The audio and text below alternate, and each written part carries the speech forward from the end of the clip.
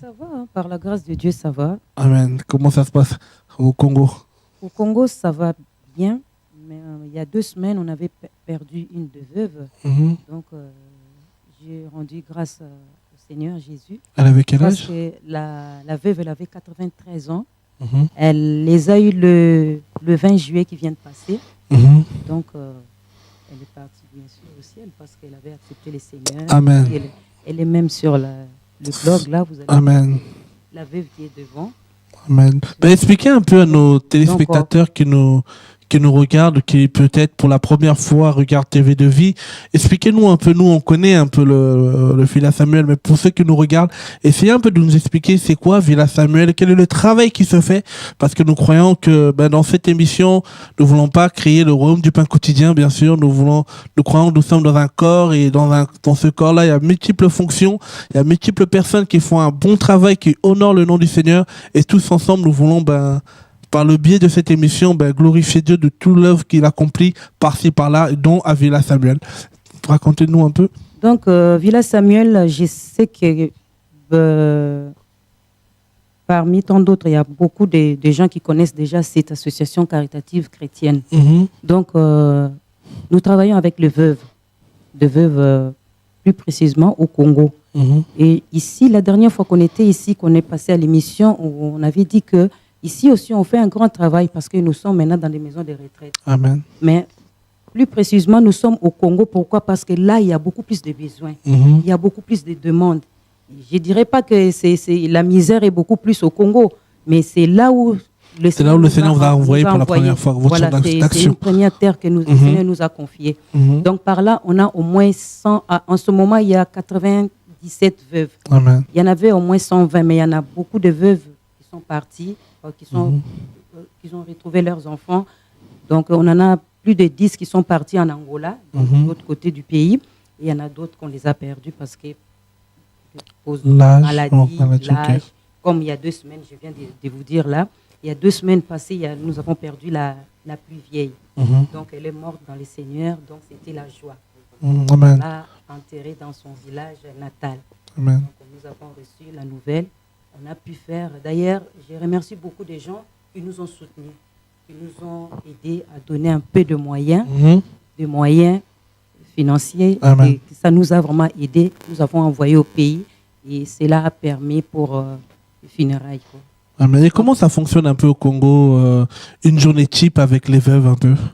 Pour les veuves, pour l'instant, jusque-là, on n'avait pas encore les centres d'hébergement, on avait les centres d'accueil.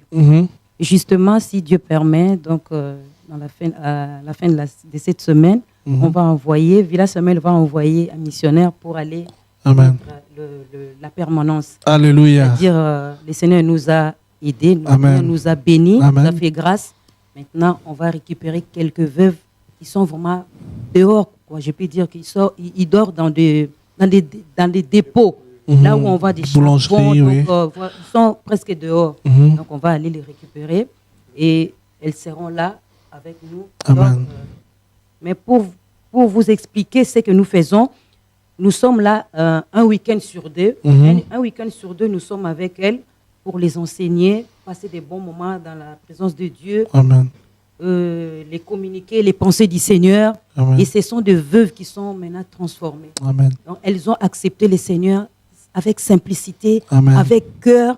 Et ils louent le Seigneur, ils chantent pour le Seigneur. Ils ont oublié le cœur qu'ils avaient mis aux hommes. Amen. Comme la Bible dit, maudit soit l'homme qui se confie à l'homme. Mais là, maintenant, elles se sont données corps et âme au Seigneur. Amen. Donc, elles sont avec nous. Quand il y a des moyens, quand le Seigneur nous bénisse par des dons, soit des dons, on les donne, on les envoie. Et puis là, maintenant, à partir, ça sera au mois de décembre. Amen. Au mois de décembre, il y aura maintenant le centre d'accueil qui ouvre. Et le centre d'hébergement qui va. Amen. En tout cas, on bénit le Seigneur pour le travail qui se fait. On a vu le commencement et on voit encore l'aboutissement des choses. Oui. On se rend compte que quand le Seigneur commence une œuvre, le ramène à la perfection. Et c'est vrai qu'on peut passer par des combats, comme le dit 1 Corinthiens 3, que l'œuvre de chacun passera par le feu. Et s'il persiste, s'il résiste, c'est là qu'on reconnaît que c'est de Dieu ou pas. Et en tout cas, je sais que voilà comment le travail il a commencé. Quand je vois encore ce qui s'est fait aujourd'hui, et je pense qu'on était avec le frère Joseph au Congo, on a passé une journée avec les orphelins de Njili et les veuves de Villa Samuel. Et racontez-nous un peu aux frères et sœurs comment le ressenti des femmes après cette journée qu'on a pu avoir avec les veuves. Oui, en tout cas, comme on dit toujours, on rend grâce à Dieu parce que tout ce que Dieu fait, c'est pas hasard. Amen. Et ces jours-là, je me rappelle, même la veuve qui vient de partir là, était tellement joyeuse ces jours-là, et voir des enfants, comme des petits-enfants, comme ses petits-fils, ils voyaient comment ils prêchaient l'évangile. Amen. Dans la vérité, dans la simplicité, et il voit aussi l'onction qui dégageait par rapport à ces Amen. jeunes. Amen. Et qui croyaient que donc, pour dégager l'onction, il faut que ce soit un papa ou un vieux, parce que comme là-bas, il y a tellement de systèmes religieux. Et c'était les enfants de l'orphelinat. Voilà. Okay. Le jeune là, qui prêchait, c'était vraiment merveilleux. Et depuis là aussi, ils ont changé leur mentalité de voir aussi des choses. Amen. Amen. Depuis ces passages-là, on avait passé avec l'enfant de l'enfant prodigue là-bas en Gili. Et depuis ces passages-là, on a vu les transformations de veuves-là qui ont pris l'évangile autrement. Amen. Qui étaient par avant, qui sont donnés vraiment corps et âme. Et puis, ils ne comptaient pas sur nous, ils n'appuyaient pas même sur des gens, mais ils commencent à appuyer sur le Seigneur lui-même. Amen. Parce que c'est Christ qui donne, nous, on n'est que de simples serviteurs inutiles. Amen. Et par sa grâce, on le fait ce qu'on peut, et le reste, lui-même, Dieu le fait. Quoi. Amen. Et vraiment, on bénit Dieu. Et apparemment aussi, je ne cesserai jamais de dire merci vraiment à toute personne. Je vois au début, ce n'était pas évident. Et c'est là où je rends compte que quand Dieu a dit, quand il y a la vision, il donne la provision encore. Amen. Amen. Et qui à nous d'être fidèles, puis par sa fidélité, on voit la main de Dieu. Amen. On a toute personne qui soutient dans la prière, financée dans tout ce qu'il fait, que Dieu rende encore centuple à ces personnes-là. Amen. Surtout dans la sincérité, puis surtout pas humanisme, il faut vraiment aider par rapport à la compassion, l'évangile de Dieu. Quoi. Amen. Comme dans le monde là, donc pitié, on fait pour faire quoi. On va pour faire, non. Vraiment que tu sois convaincu par Dieu, puis Dieu par son amour, il soutient. Amen. J'aimerais bien poser une question à la sœur Thérèse. Quel est la sœur Thérèse, quel est le passage qui vous motive? Parce que vous savez, nous sommes dans l'œuvre du Seigneur et c'est pas toujours facile parce que les combats arrivent, les épreuves arrivent, des fois on est tourmenté par-ci par-là, mais quel est le passage qui motive l'équipe de Villa Samuel à aller de l'avant malgré les épreuves, malgré les combats? Parce que comme nous sommes, comme il disait tout à l'heure le frère Joseph, nous sommes une œuvre caritative chrétienne. Ça veut dire que nous ne sommes pas dans l'humanisme, nous ne sommes pas là simplement à faire le bien pour faire le bien, mais à faire le bien parce que nous voulons tendre la main aux personnes, faire comprendre que le Seigneur pense aussi à ces personnes. Et quel est le passage qui motive un peu Villa Samuel? Moi, j'ai toujours ces passages, en tout cas, ça résonne en moi. À chaque fois, ça résonne. C'est dans Jacques 1. D'ailleurs, je suis là. Jacques 1, le verset 27. Aurélie, tu peux lire? Jacques 1, verset 27. Oui. La religion pure et sans tache devant Dieu notre Père consiste à visiter les orphelins et les veuves dans leurs afflictions et à se préserver des souillures du monde. Amen. Amen. Amen. Amen. Donc là, la Bible nous dit clairement, la religion pure et sans tache devant Dieu notre Père consiste à visiter. C'est de pouvoir... Non. C'est d'avoir une grande assemblée. Non. Non, on ne sait jamais, parce que des fois, aujourd'hui, on se rend compte, la vraie religion, pour certains, c'est d'avoir la plus grande assemblée de France, ou du Mali, ou d'être le plus riche, je ne sais pas, mais est-ce que c'est ça la vraie religion selon Jacques? Non, c'est de visiter. Parce que ces gens-là, ils ont besoin de voir les gens face à face d'eux, en train de... Même de les prêcher seulement, ou même tout simplement de les consoler. Parce que c'est des gens qui sont remplis d'amertume, des soucis, des difficultés, des charges de fardeau. Alors, s'il y a encore des gens, quelque part, j'ai dit, ce n'est pas tout le monde, qui profitent encore de leur souffrance, je pense que ce n'est pas ce que la Bible nous dit. Ah, là, vous avez commencé un peu à toucher le but de notre émission un peu ce soir. S'il y en a, je répète la question de notre sœur, s'il y en a qui profitent de la pauvreté, de la souffrance de ceux opprimés pour en faire leur gagne-pain, on va essayer de le voir aujourd'hui par la grâce du Seigneur. Qu'est-ce que la Bible dit? Parce que on n'est pas sans le savoir que Ecclésiaste nous dit qu'il n'y a rien de nouveau sur le soleil. Ce qui se passe aujourd'hui, c'est ce qui s'est passé avant. Et on l'essaiera tout à l'heure par la grâce du Seigneur. Oui, effectivement, de le voir parce que l'apôtre Jacques va dire, c'est un homme qui aimait bien la foi, mais la foi avec les œuvres. Oui, j'aime Jésus, oui, je t'aime, mais si tu ne me montres pas que tu m'aimes par tes actions, ça ne sert à rien. Dans le sens où voilà, l'amour se parle, l'amour se vit et l'amour se démontre. Et là, le passage nous dit, la vraie religion sans tache pure devant Dieu le Père consiste à visiter l'orphelin et la veuve dans leurs afflictions. Et après, Jacques, pourquoi il ne s'est pas arrêté là? Il va encore dire, et de se garder du souillure du monde. Parce qu'on essaiera de le voir aujourd'hui, le social aussi, on le voit dans le monde, il y en a qui le font. Aujourd'hui, dans le monde, il y en a, c'est leur gagne-pain.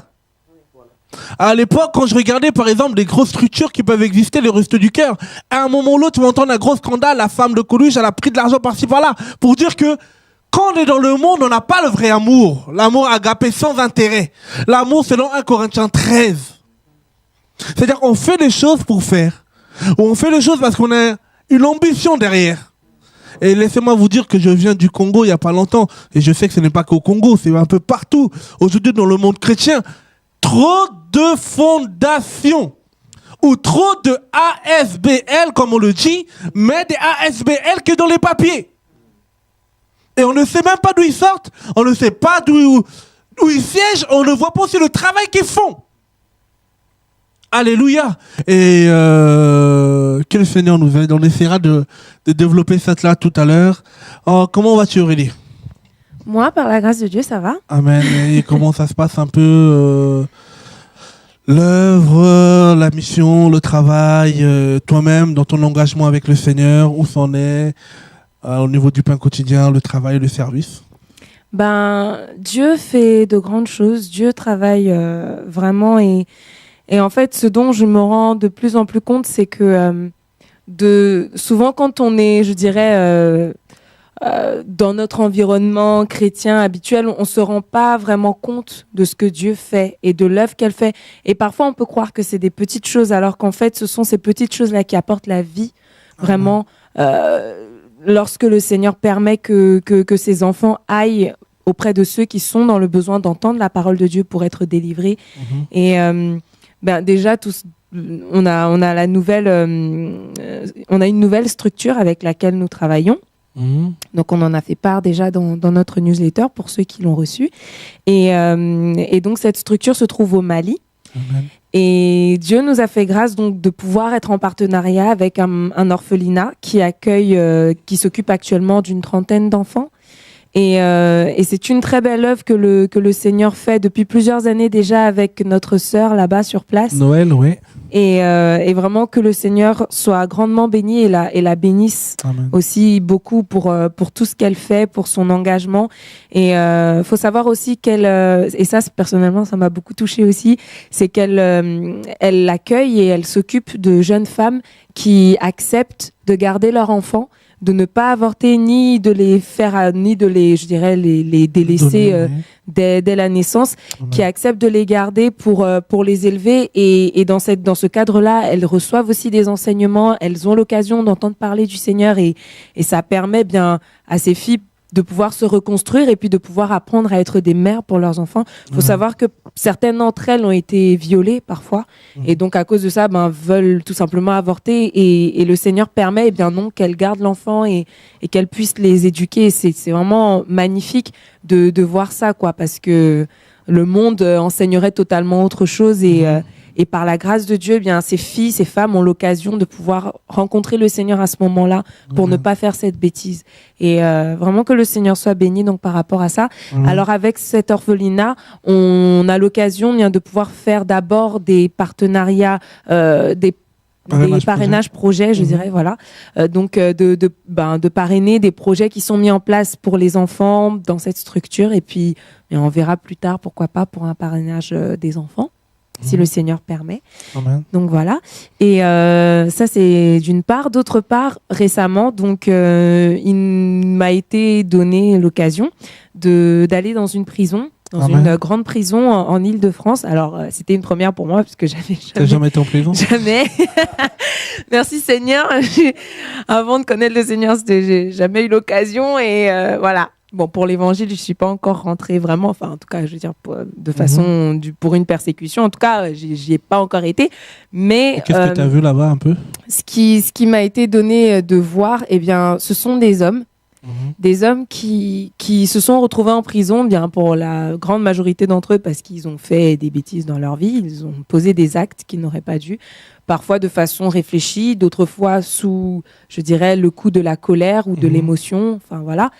Et en fait, dans cette prison, Dieu nous a permis d'y entrer et de pouvoir rencontrer ces personnes. Et ce que j'ai vu, c'est des gens qui, bien, se sont retrouvés là, je veux dire, parce qu'ils ne connaissaient pas Dieu, parce que pour différentes raisons dans leur vie, qui remontent même peut-être depuis leur enfance.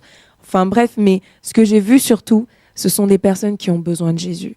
Et ce sont des personnes qui, pour certaines d'entre elles, ont accepté de se tourner, d'essayer Dieu, d'essayer le Seigneur.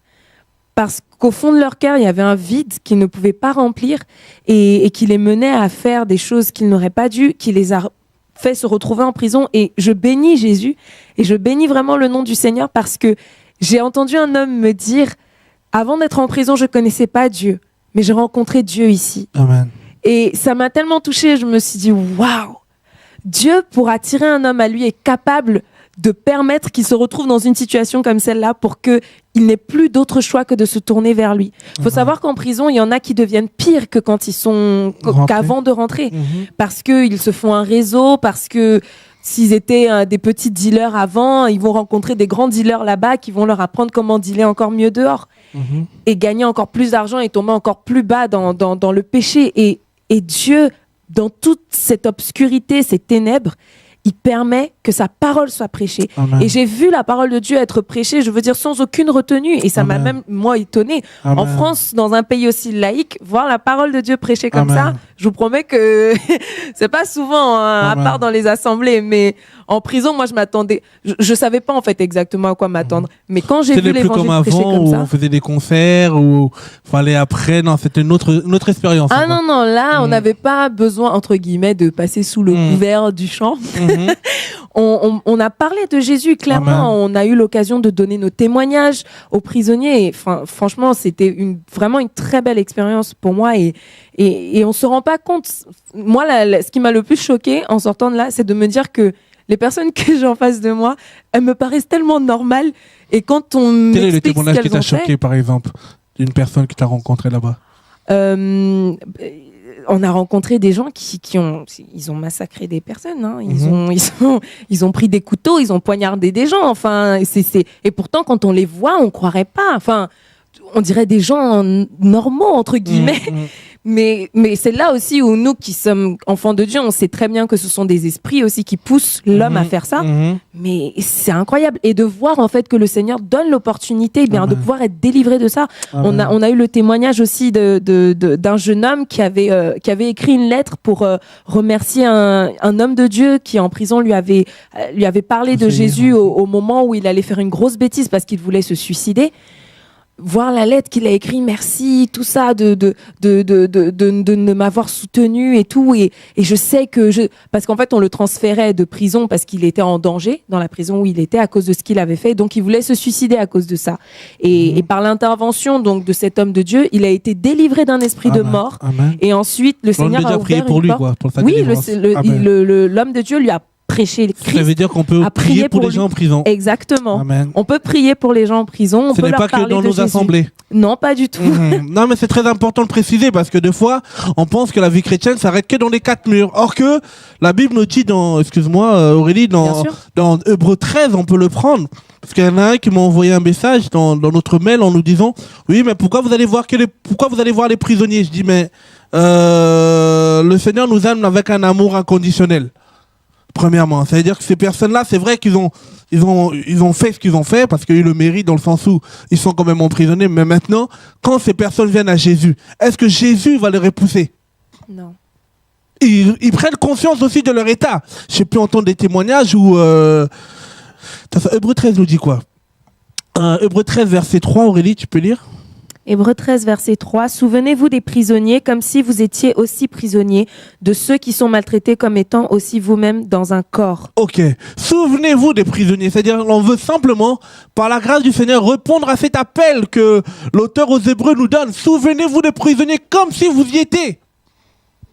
C'est vrai qu'on me dit qu'il y a aussi les victimes, c'est vrai, mais en même temps, on ne peut pas tout faire. Et comme on le dit tout à l'heure, le Villa Samuel s'occupe des veuves, le pain quotidien peut s'occuper des orphelins, le CDF là-bas peut s'occuper des prisonniers. Vous voyez, on est dans un corps. Et nous, en tout cas, ce que le Seigneur nous demande, c'est être dans le champ d'action que le Seigneur nous a demandé, n'est pas aller au-delà de nos limites. On aimerait bien aider les victimes, c'est vrai, mais les victimes dehors, ils ont des structures qui peuvent les aider, mais eux, dedans, ils ont peut-être des fois le SPIP, mais ils n'ont rien d'autre. Et laissez-moi vous dire quel est le taux, comment on appelle ça, de personnes qui se donnent à l'islam dedans, ou se donnent dans d'autres religions. Que faisons-nous, l'Église? C'est pour cela qu'on ne peut pas rester insensible. Je suis tout à fait d'accord, d'autant plus que c'est vrai, il y a des personnes qui ont été victimes donc de certaines personnes là, qui sont en prison. Je veux dire, il y a des personnes qui ont quand même violé des gens. On a eu à rencontrer des personnes de ce type. Des gens qui ont tué des personnes parce qu'ils étaient racistes, ils ont tué. Exactement, voilà. On a vu tout ça. Néanmoins, moi, il y a une chose... D'ailleurs, le soir, quand je suis rentrée, le Seigneur m'a rappelé ça. Je ne savais pas pourquoi, mais je pense que ça va aider chacun d'entre nous. La première personne qui est rentrée au ciel quand le Seigneur était sur la croix, c'est un brigand. C'était un prophète des nations. Non, c'était un brigand. Il ne connaissait pas Dieu. Il ne connaissait pas Jésus. Oui. Et il était sur cette croix parce qu'il avait péché. Il était sur cette croix parce qu'il était injuste. Il avait fait quelque chose qui était injuste. Mais il a eu l'intelligence devant Christ de reconnaître qu'il était injuste. De se repentir. Et de se repentir. Il n'avait pas la parole. Non. On a dit qu'il était voleur en gros. Non, il ne connaissait pas Dieu. Mais il n'a pas eu du mal à se repentir. Non. Parce qu'il a vu Christ et il a cru qu'il était effectivement le Fils de Dieu, qu'il était roi et que quand il reviendrait dans son règne, eh bien, il a demandé qu'on ne l'oublie pas. Parce qu'il avait eu cette repentance-là dans son cœur et qu'il avait même dit à l'autre brigand, arrête toi de parler mal de ce juste qui lui est sur cette croix alors qu'il n'a rien fait. Mais nous sommes sur cette croix parce que nous avons mérité cela. Donc, ce qui est important de comprendre avec Dieu, je crois, par rapport à cela, c'est que Dieu est venu sauver ceux qui étaient perdus, ceux que tout le monde avait abandonnés. Notre société rejette et abandonne ceux qui sont en prison. Parce que, ou alors essaye de mettre en place des choses, mais de toute façon ils récidivent parce que c'est pas ça la solution. La solution s'appelle Jésus de Nazareth et cette solution-là est capable de changer le cœur d'un homme. Alléluia. Pourquoi est-ce que les autorités, moi c'est ce qui m'a touchée dans cette prison, c'est de me dire que si ce centre pénitentiaire a permis qu'un homme de Dieu qui se déclare comme tel, soit dans cette prison depuis aussi longtemps et prêche l'évangile de cette façon. Il cache pas sa foi. C'est qu'ils se rendent bien compte qu'au travers du travail que Dieu fait avec lui, Amen. Ces personnes-là n'ont plus besoin de revenir en prison parce que leur cœur est changé. Amen. On a vu un homme qui, aux Antilles, était un grand dealer, brigand, tout ce que vous voulez. Quand on est rentré dans sa cellule, s'il vous plaît, il avait sa Bible ouverte. Amen. J'étais touchée qu'on m'explique que cet homme, il y a quelques années encore, il avait plein de mégots de cigarettes partout. On ne pouvait pas l'approcher. Jésus, c'était pas son problème. Et pourtant, quand on lui dit, quand on chante avec lui, je ne retournerai plus dans les bars, je ne retournerai plus à la cigarette, il le chante et il le chante avec conviction. Amen, alléluia. Dieu est grand, mes Amen. frères et sœurs. Il est grand et il ne faut pas nous-mêmes nous fermer des portes par rapport à l'œuvre qu'il veut faire. Alléluia. La prison, mais c'est une aubaine pour Dieu, pour sauver des vies qui étaient vouées à l'échec. Amen. De parce que l'ennemi voulait faire avec elles. Amen. C'est une grande défaite pour l'ennemi quand un homme qui est en prison ou une femme qui est en prison et qui y est parce qu'il a fait effectivement quelque chose, quand ce cœur-là se tourne vers Dieu, mais on ne se rend pas compte sans forfait. Sans forcer. On l'a pas forcé. Il dit lève la main. Ah non. Tu deviens, tu admets que tu rentres dans l'adhésion des chrétiens. Ah non, non, non. On leur prêche Jésus, on leur dit si vous pardonnez pas à celui qui vous a fait du mal pour la raison peut-être pour laquelle vous êtes ici aussi parce que vous avez voulu vous venger ou je sais pas quoi. On leur dit Dieu n'est pas d'accord avec ça. Ça n'est même pas la peine d'essayer d'approcher Dieu si vous voulez pas pardonner, si votre cœur est fermé. On leur dit ces choses et clairement, on n'essaye pas de les caresser dans le sens du poil. Hein. Et ces hommes se tournent vers Dieu. Quelle gloire de Dieu que de voir ça. C'est magnifique. Franchement, c'est vraiment beau et je prie vraiment que chacun d'entre nous, en fait, se rende compte de l'œuvre que Dieu fait. Amen. Moi, ce qui m'a vraiment touchée là-bas, c'est de me rendre compte que, en dehors des assemblées de chrétiens et de tout ce qu'on veut, Dieu travaille. Alléluia. Et Dieu travaille c'est-à-dire on a l'impression que c'est rien. On n'y pense même pas, en fait. On pense tellement rarement à ces personnes qui sont en prison. Et pourtant, mais je vous dis, c'est le lieu. C'est comme une fourmilière ou une termitière où il y a plein de termites dedans, là. Quand il y a certains animaux qui viennent, qui mettent des tiges dedans pour essayer d'en faire sortir et d'en manger, si Dieu veut aller sauver quelqu'un, alors là, c'est l'endroit, quoi. Parce qu'effectivement, s'il y a des gens à sauver, tout le monde, bien sûr, en dehors même des prisons, il y a des personnes à sauver, mais celles qui sont là, même la société a reconnu que oui, elles sont pas bien parce qu'elles font plein de bêtises et tout ça. Donc, si Dieu veut sauver des personnes, je pense qu'elles en font partie. Alléluia.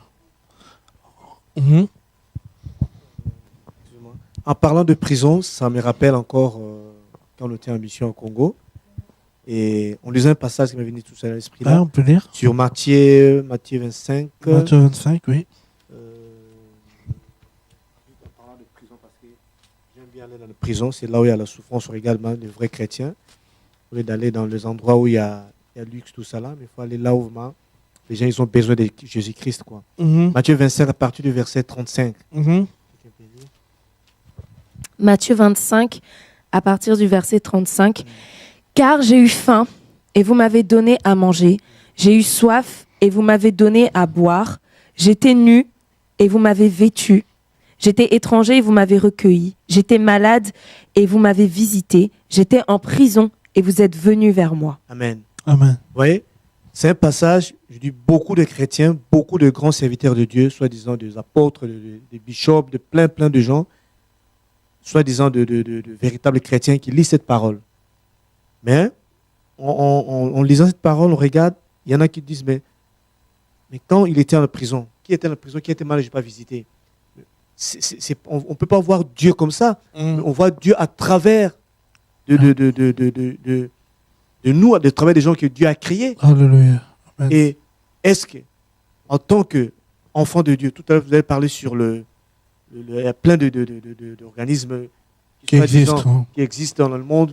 L'ONU, mais il n'y a pas la paix dans le monde. L'OMS, il y a toujours des épidémies. Voilà. L'OFAO, il y a toujours la famine dans le monde. En gros, malgré tout ça, là, il n'y a rien. Il n'y a que Jésus. Voilà. On voit, il y a quoi, 48 heures, là, c'est ce qui s'est passé. On voit encore tout ça là. Mais là, il fait appel de fonds. Il y a des millions qui vont rentrer encore.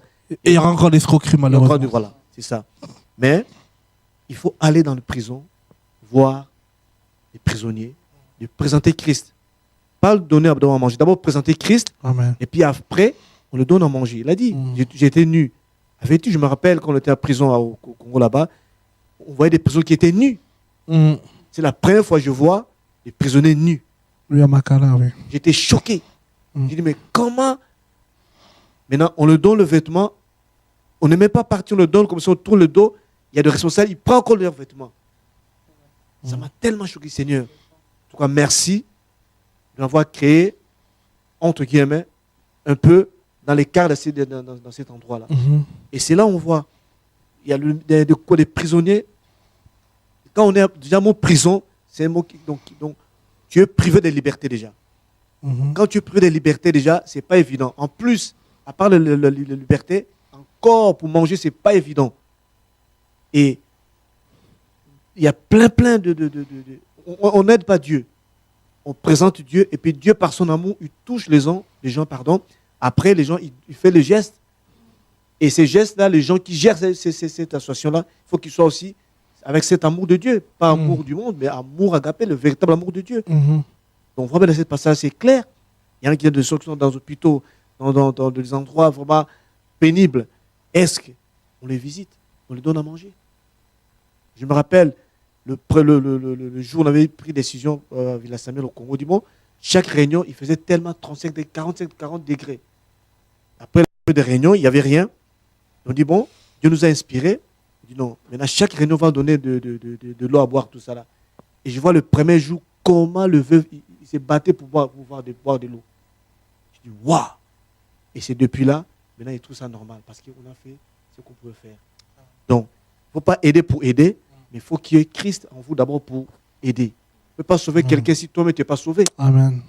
Voilà, c'est juste, je voulais mettre un partage par rapport à la prison, quoi.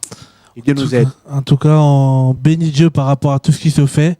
En tout cas, on tient à rendre des témoignages comme ça, non pas pour dire qu'on est grand, loin de là. En tout cas, nous sommes des serviteurs inutiles. Et je sais encore qu'on n'a encore rien fait. On a encore...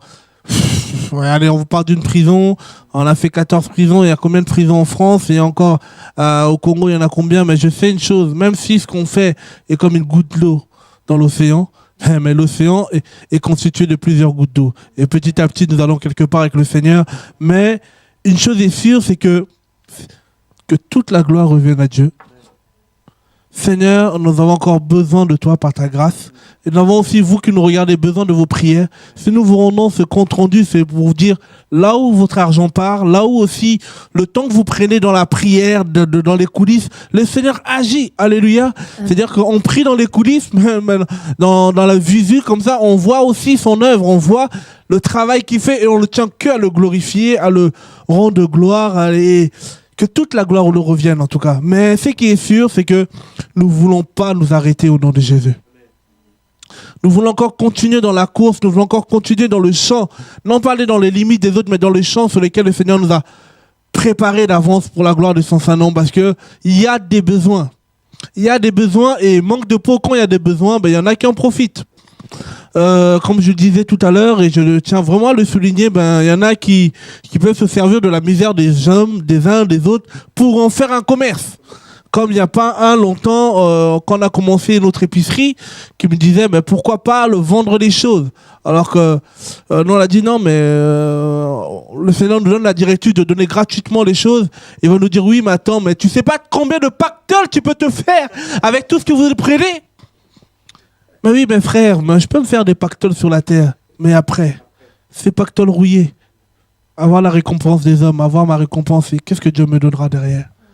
Et aujourd'hui, on bénit Dieu gratuitement et Dieu fait son œuvre. Alors quand c'est comme ça, il y en a qui vont commencer à avoir des idées. Dire, comme je ne travaille pas, apparemment le frère il est passé par TV de Vie, il m'a donné une stratégie de faire ça, ça, ça. Au lieu de le faire avec une ambition sincère, avec un cœur sincère avec Dieu. Alors là, Villa Samuel, ils ont dit, bon, encore vous n'avez pas donné vos comptes, mais ouais, c'est un nouveau business qui peut se faire. Elle a fait des allers-retours Paris truc, alors je peux le faire. Or que Jacques va nous dire, on peut aider la veuve et l'orphelin, comme nous le faisons par la grâce du Seigneur, c'est bien. Mais il y a une chose que le Seigneur nous interdit, d'éviter les souillures du monde.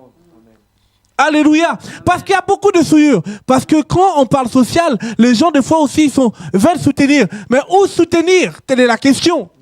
Il y en a peut-être qui nous regardent, nous disent oui, mais c'est vrai, au pain quotidien, vous êtes bien gentils. Hier, on s'est fait avoir. C'est vrai. Alors comment discerner pour ne pas se faire avoir? La Bible nous montre aussi. Et je peux vous assurer qu'on ne perçoit pas de don de l'État de qui que ce soit, si ce n'est que des frères et sœurs. Parce que nous avons voulu garder de A à Z nos convictions, nos valeurs, la valeur de la chrétienté, l'intégrité, sans rentrer dans les magouilles, la corruption, sans s'allier, faire des alliances avec les gens du monde, les gens d'Égypte pour chercher du secours. Et ça a un prix. Pourquoi? Parce que, moi je le dis, je le vois de plus en plus, il y en a qui t'appellent. Il y en a un que j'ai rencontré, je me rappelle même dans un train. Il va me dire, mais Loufiane, j'ai envie de faire une fondation ces derniers temps, j'ai vu que le pain quotidien ça marche. Mais oui, mes camarades, on travaille 100% gratuit. Nous-mêmes, personne ne perçoit de salaire, ce n'est que pour le Seigneur. Et quand on le fait, c'est pas pour que vous nous acclamez, c'est parce que là où je sais que j'aurai mon appart, là où je sais que j'aurai ma village, là où je sais que je l'aurai. Amen. Par sa grâce. Et le roi David pouvait dire dans Psaume 37, j'étais jeune, je vis, j'ai jamais vu un juste abandonné, ni sa descendance que monter du pain. Mais une chose qu'il faut éviter, c'est la corruption. le monde est rempli de corruption. Le monde nous propose des voies, comment on appelle ça, des voies rapides. On peut en témoigner. Je me rappelle, à un moment qu'on a commencé l'orphelinat au Congo, c'était dur pour nous. J'ai un ami qui m'a dit, je pense que vous connaissez, il me disait, en 2004, mais Loufiane, mais pourquoi tu te prends la tête? Nous, on a tout facilement par le ministre des Affaires sociales. Viens avec nous, viens, corruption. Mais aujourd'hui, ça n'existe plus, son truc.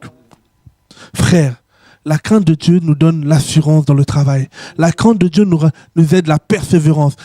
C'est pas tant les victoires que nous remportons, mais c'est d'aller encore de tenir jusqu'au bout. Et comme on dit, c'est la fin qui compte. Ils disaient, non, mais attends, pourquoi tu te prends la tête? Regardez, je me rappelle à l'époque, Aurélie, on leur a donné quand même un bâtiment. On leur a donné des bureaux en centre-ville. Nous, on était au fin fond de Ndjili, mais loin. Mais c'est bien. Pourquoi? Parce que même si tu es dans Nazareth, même si tu es loin, même si là où les gens ne te voient pas, mais parce que tu as Jésus avec toi, tu porteras des fruits. Alléluia. Ça ne dépend pas d'un pays, ça ne dépend pas de là où tu fous les pieds. Parce que la Bible dit, là où fous tes pieds, Dieu te le donne en possession. Amen. Alors le frère est venu m'intimider, oui, avec ses 4x4, oui, non, mais tu sais, Loufiane, aujourd'hui c'est à la mode, tu sais faire des projets, allez, le projet peut coûter 50 000, allez, mets 100 000, comme ça 50 tu fais, et 50 tu mets au beurre ta famille. La corruption, ça frappe le monde, ça frappe même les chrétiens. Oh Seigneur, ce message du commerce, tout est devenu commerce. Comme le monde est devenu capitaliste, même dans la chrétienté, c'est comme même quand on voit les... Je me rappelle, Aurélie, toujours dans nos sorties, par exemple, hivernales, un jour, le SAMU, la Croix-Rouge nous voyait, ils nous regardaient. On donnait des sacs de couchage, des bibles à des sans-abri, tout ça. Ils nous regardaient. Et à la fin, ils nous disent, mais... bon, c'est qui le responsable, tout ça. Ouais, voilà, on s'est présenté. Après, il dit, où vous ramenez les sans-abri? Je dis, mais comment ça, où on les ramène? On les ramène nulle part, on les soutient, c'est dans le Seigneur. Non, mais parlons concrètement. Qu'est-ce que tu fais avec les sans-abri? Je dis, je fais ce que le Seigneur me demande. Il me demande de donner gratuitement parce que lui m'a donné aussi gratuitement. Un point, un trait. Non, mais parle concrètement. Qu'est-ce que tu fais avec les sans-abri? Je dis, finalement, tu veux quoi? Non, mais tu sais, après, il a commencé à me développer sa thèse. Tu vois, un sans-abri, par rapport à la communauté européenne, il te donne, si tu soutiens un sans-abri, il te donne 100 € par sans-abri que tu soutiens. Je dis, ah ouais. Ok, c'est pour cela que moi, quand je te vois, tu pars avec les sans-abri, je commence à voir, ils sont trop gentils avec vous, ils commencent à trop être avec vous. Faut pas me prendre mes sans-abri. Ça veut dire quoi? Ça veut dire même soutenir quelqu'un, on fait des calculs dans la tête. Ça, c'est le monde. Ben alors, dans l'église, ces gens qui n'ont pas d'argent, est-ce qu'ils sont intéressants? On a une femme dont ce témoignage me touche toujours. Maman, une femme qui travaille de l'orphelinat, avec qui on est partenariat au Bénin, le Mérob, dont je salue maman Louise. Elle avait à cœur de soutenir les orphelins, mais elle, ces orphelins, elle les prenait au marché. Alors quand elle prenait ces orphelins au marché, après elle les ramenait à l'assemblée. Et à l'assemblée, on leur fait comprendre, non, garde tes orphelins. Parce que pourquoi? Ils sont pas intéressants. Ils sont pas en costume cravate. Qu'est-ce qu'on va en faire? On est dans un monde où si tu es en costume cravate, tu n'étais plus bien vu par le pasteur. Si tu es un entrepreneur, ouh là là, n'ose même pas aller dans une assemblée si tu es entrepreneur. Parce qu'on va te déplumer jusqu'à la dernière plume. Mais c'est vrai, c'est ce qu'on voit. Et on oublie que le Seigneur, même à un moment, il est venu en tant que jardinier. Frère, Jésus n'est même pas venu dans un hôtel 4 étoiles.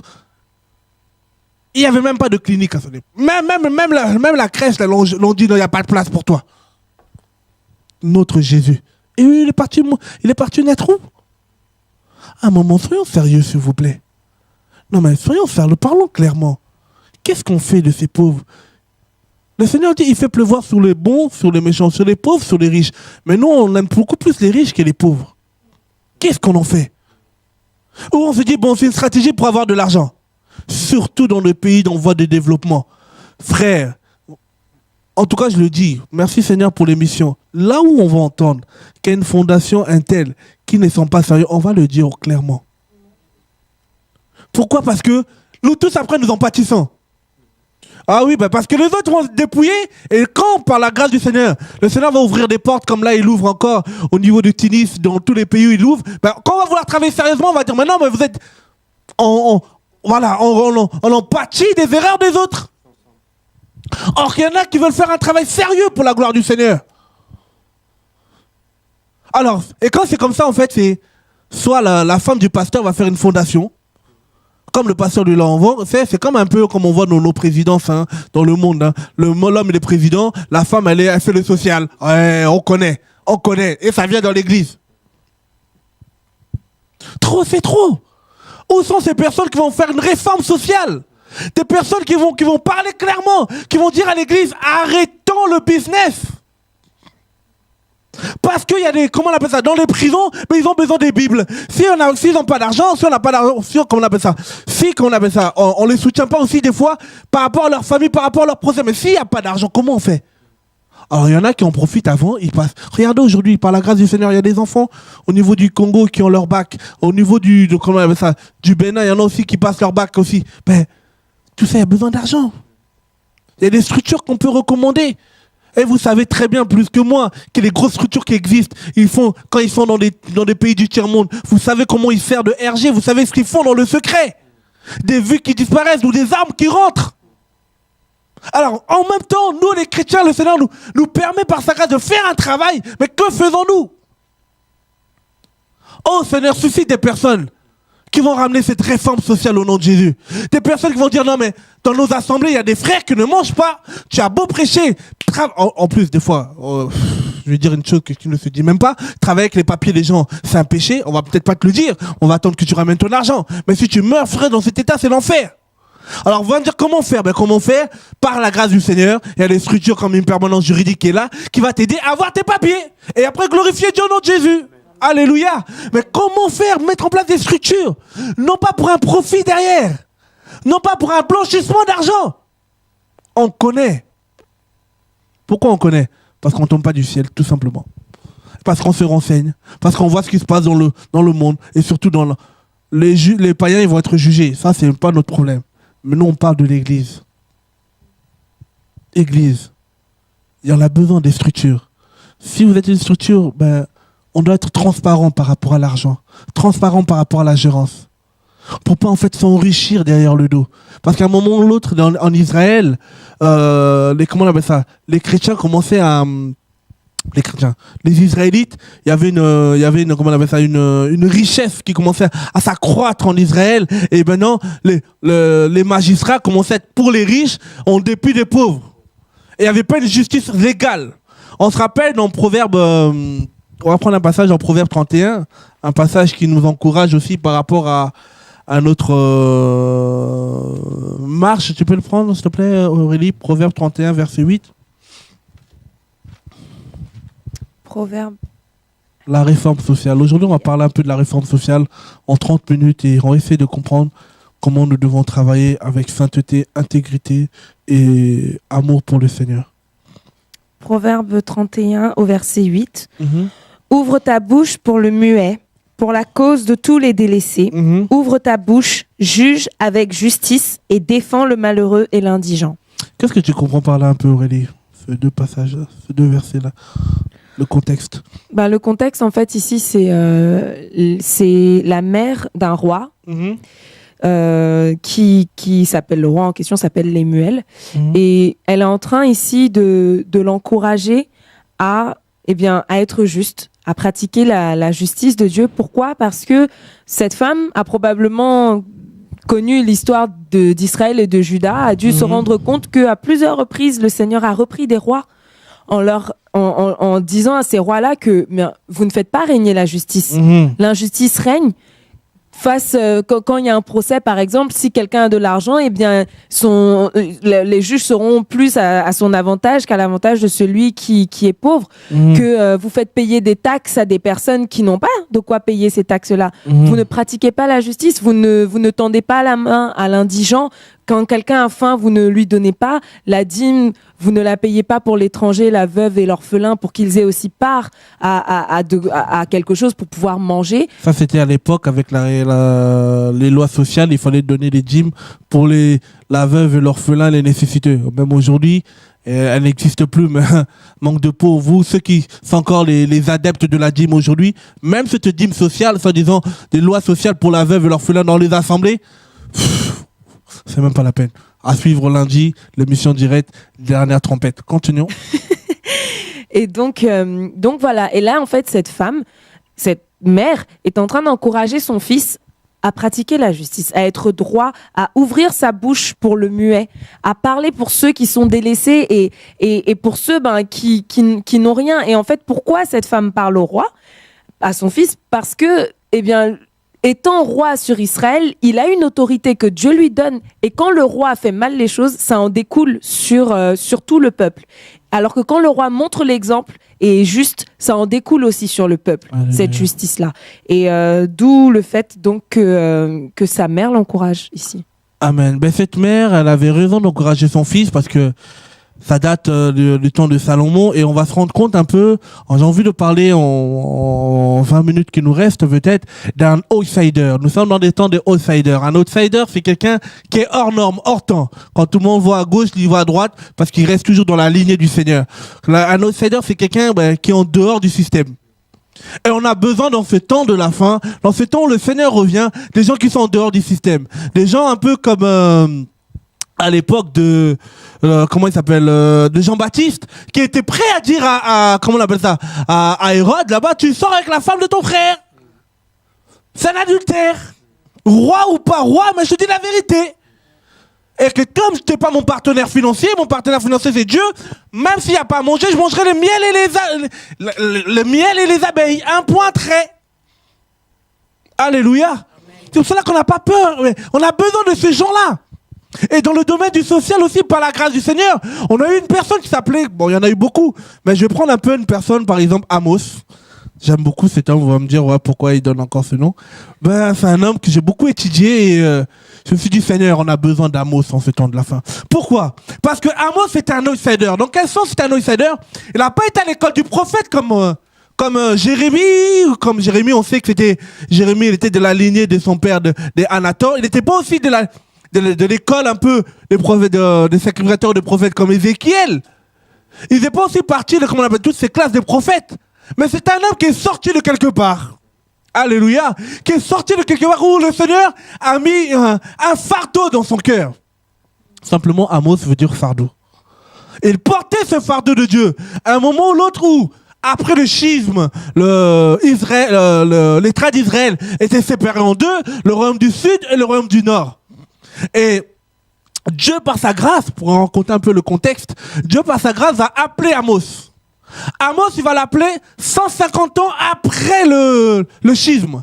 Il va appeler Amos, il va lui dire, toi, tu es peut-être, comment on appelle ça, il habitait dans la contrée de TKO, qui était à 9 km de Bethléem. En gros, il habitait à côté, 9 km de Bethléem et 40 km, je pense, de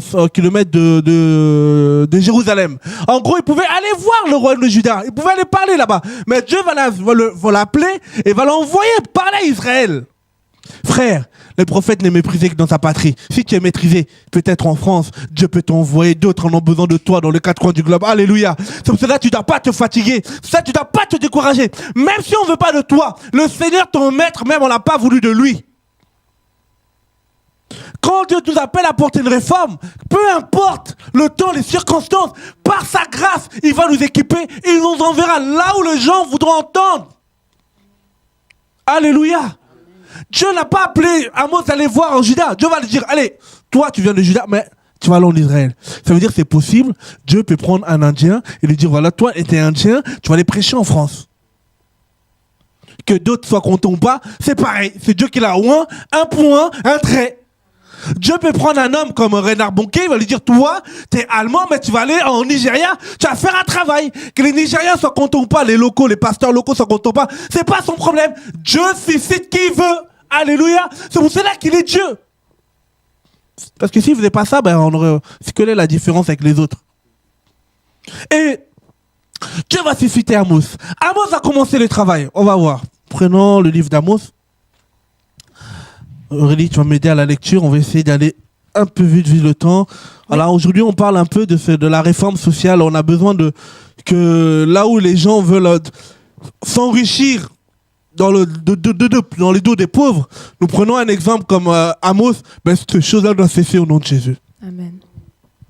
Comme on disait, Amos, on va prendre un passage un peu dans Amos 5. C'est ça qu'on va essayer de voir par la grâce du Seigneur. Prends Amos 5 à partir du verset 1. Amos 5 à partir du verset 1. Lire un peu, oui. Écoutez cette parole, cette complainte que je prononce sur vous, maison d'Israël. Elle est tombée, elle ne se relèvera plus, la Vierge d'Israël. Elle est couchée par terre, nul ne la relève.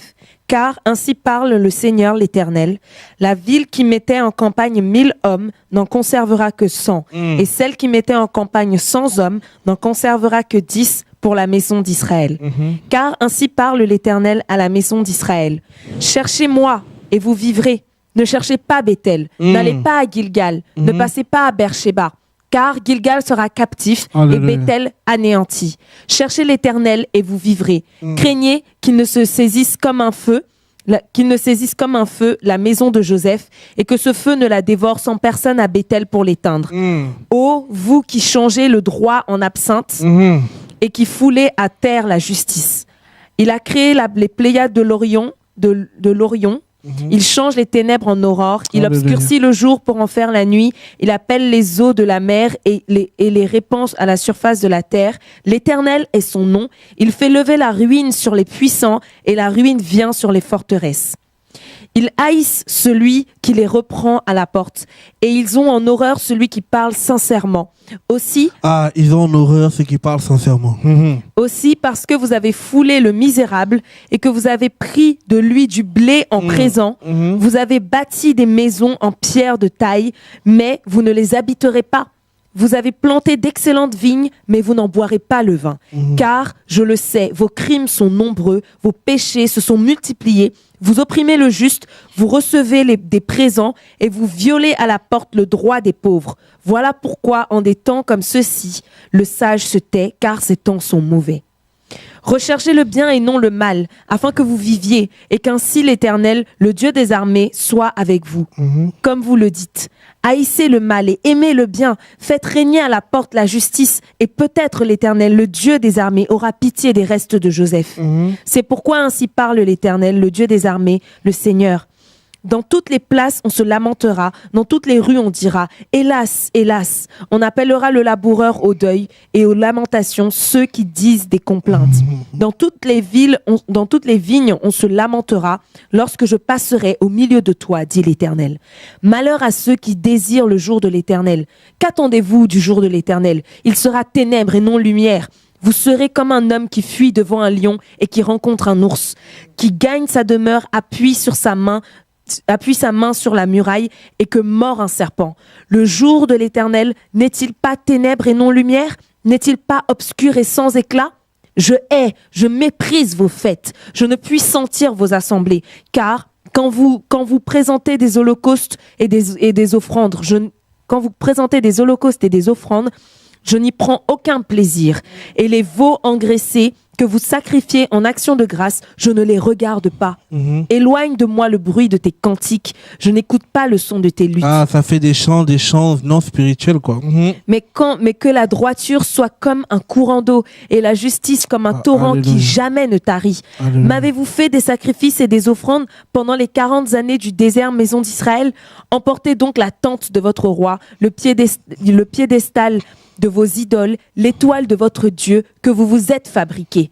Et je vous emmènerai captifs au-delà de Damas, dit l'Éternel, dont le nom est le Dieu des armées. Alléluia. Merci pour la lecture. On sait que Amos a vécu sous le temps de Jéroboam, quand on parlait tout à l'heure de la division avec le schisme, l'État du Nord et l'État du Sud. Et Dieu va l'appeler à aller prêcher en l'État du Nord. Et dans l'État du Nord, c'était 2 ans avant la disparition. Il y a eu on peut prendre Amos 1. Amos, avant de commencer sa prédication, il va dire quelque chose. Tu peux prendre Amos 1, verset 1, s'il te plaît, Aurélie. Parole d'Amos, l'un des bergers de Tekoa, vision qu'il eut sur Israël au temps d'Ozias, roi de Juda, et au temps de Jéroboam, fils de Joas, roi d'Israël, 2 ans avant le tremblement de terre. Voilà, Dieu va permettre que Amos prêche avant qu'il envoie le tremblement de terre, avant que le Seigneur frappe quelque part, avant que le Seigneur disqualifie. Je vous assure, frères et sœurs, Dieu parle. Avant que ça devienne les carrefours, des fondations à tout va où il n'y a plus Jésus, avant qu'on crée des ASBL, tout ça, pour faire du business parce qu'on ne trouve pas du travail, ben Dieu parle. Et la Bible dit clairement 2 ans avant le tremblement de terre. On peut voir ce tremblement-là, Zacharie nous en parle. On va prendre Zacharie 14, verset 5, s'il te plaît, Aurélie. Zacharie va parler du tremblement de terre qu'Amos avait prédit. Ça s'est passé, pourquoi? Parce que les enfants d'Israël n'ont pas voulu écouter. Frère, que tu veux m'écouter ou pas, c'est pas mon problème. Mon problème, c'est simplement d'annoncer l'évangile. Alléluia. D'annoncer la parole et on passe. Après, c'est ton problème avec Dieu. Et regarde, tu peux le prendre, Zacharie 14, 5. Vous fuirez alors dans la vallée de mes montagnes, car la vallée des montagnes s'étendra jusqu'à Hatsel. Vous fuirez comme vous avez fui devant le tremblement de terre au temps d'Ozias, roi de Juda, et l'Éternel, mon Dieu, viendra et tous ses saints avec lui. Frère, quand Dieu parle, il parle pour de vrai. Mais tellement de fois aujourd'hui, on s'est tellement habitué avec Dieu, on aime bien on vient dans le mysticisme, Dieu m'a dit, non frère, Dieu parle pour de vrai. Il ne passe pas par 4 chemins pour annoncer sa parole. Et il va dire, Amos va commencer à parler, et il va dire que Israël, Dieu vous avertit avant le tremblement de terre. Frère, Dieu nous avertit aujourd'hui avant l'enlèvement. Que l'Église doit se préparer. Que l'Église doit revenir à la simplicité de l'Évangile. Et l'Église ne doit pas oublier quand le Seigneur a dit dans Luc 4 que Dieu m'a oint pour annoncer la bonne nouvelle aux pauvres, pour aller rendre captifs ceux qui sont, on appelle libres ceux qui sont captifs. Et Amos a commencé à parler. Et Amos, quand il parle, oh, que j'aime Amos. Pourquoi? Parce que c'est un homme de guerre. Amos, c'est un outsider. Amos, c'est pas quelqu'un qui cherche à être comme tout le monde. Amos, c'est pas une photocopie conforme de quelqu'un. Amos, c'est Amos. Alléluia. Amos, c'est quelqu'un qui a voulu ramener une réforme sociale. Pourquoi? Parce que vous allez voir que selon le contexte biblique, c'était sous l'emprise de Jéroboam. À cette époque-là, historiquement parlant, les Israélites, ils avaient financièrement, ils s'en sortaient. Et vous allez même voir à un moment, Jéroboam, pour pas que les enfants d'Israël aillent à Jérusalem pour adorer, ils vont commencer à faire deux veaux d'or. Alors lui, il a fait pire. Il a fait pire qu'Aaron. Il a fait 2 veaux d'or à Bethel. En fait, il a dit, on n'a pas le temps, mais on pouvait lire à la maison un roi 13 pour comprendre un peu l'histoire, dans quel contexte Amos il est en train de parler. Oh, il y en a qui ont fait les enfants d'Israël. Et pour les enfants d'Israël, pour faire les veaux d'or, ils ont mis tous leurs bijoux, tous leurs biens. Frère, il faut savoir où tu mets tes biens. Tu mets tes biens pour construire l'œuvre du Seigneur, le royaume, pour faire avancer le royaume, ou tu mets tes biens pour construire les veaux d'or, l'idolâtrie des gens. Et on n'aura peut-être pas le temps de le lire, mais vous voyez, dans 1 roi 13, on nous parle un peu comment Roboam a vécu. Et après, on aime toujours prendre la parole. J'ai trouvé, moi. Ouais, tu peux lire vite fait, à partir du verset 25. 1 roi 12, même 25. Jéroboam bâtit Sichem sur la montagne d'Éphraïm, et il y demeura, puis il en sortit et bâtit Pénuel. Aïe. Jéroboam dit en son cœur, le royaume pourrait bien maintenant retourner à la maison de David. L'orgueil, dit à son cœur. Si ce peuple monte à Jérusalem pour faire des sacrifices dans la maison de l'Éternel, le cœur de ce peuple retournera à son seigneur, à Roboam, roi de Juda, et ils me tueront et retourneront à Roboam, roi de Juda. Après s'être consulté, le roi fit 2 veaux d'or. Et il dit au peuple, assez longtemps, vous êtes montés à Jérusalem. Israël, voici ton Dieu qui t'a fait sortir du pays d'Égypte. Il plaça l'un de ses veaux à Bethel et il mit l'autre à Dan. Oh là là, c'est encore une prédication. Ce fut là une occasion de péché. Le peuple alla devant l'un des veaux jusqu'à Dan. Jéroboam fit une maison de haut lieu et il créa des prêtres pris parmi tout le peuple. Il créa des prêtres. Il créa des enfants du pasteur, diacre, ancien, évangéliste. Il créa des gens qui n'étaient pas oints par Dieu. Et n'appartenant point au fils de Lévi. Il établit une fête au 8e mois, le 15e jour du mois, comme la fête qui se célébrait en Juda. Et il offrit des sacrifices sur l'autel. Voici ce qu'il fit à Béthel, afin que l'on sacrifiât au veau qu'il avait fait. Il plaça à Béthel les prêtres des hauts lieux qu'il avait élevés. Dieu dit, je rendrai ton nom grand, mais lui, c'est lui-même qui a élevé les gens. Frère, fais attention si c'est un homme qui t'a commencé à t'élever. Parce que là... Et il monta sur l'autel qu'il avait fait à Béthel le 15e jour du 8e mois qu'il avait choisi de son gré. Il fit une fête pour les enfants d'Israël et il monta sur l'autel pour brûler des parfums. Voilà, on aime bien prendre le contexte historique pour comprendre dans quel milieu il se trouvait Amos. Amos, ça veut dire qu'il avait l'argent. Il y avait en fait les enfants d'Israël avaient de l'argent et Jéroboam, ce qu'il va faire, de peur que les enfants d'Israël entendent un autre message à Juda. Oh, qu'est-ce qu'il y a des pasteurs, il y a des frères, il y a des assemblées où ils tiennent captifs les frères et sœurs.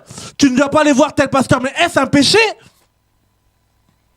De peur d'être démasqués dans leur phobrie, de peur d'être démasqués dans leur idolâtrie, de peur d'être démasqués dans leur fausse doctrine.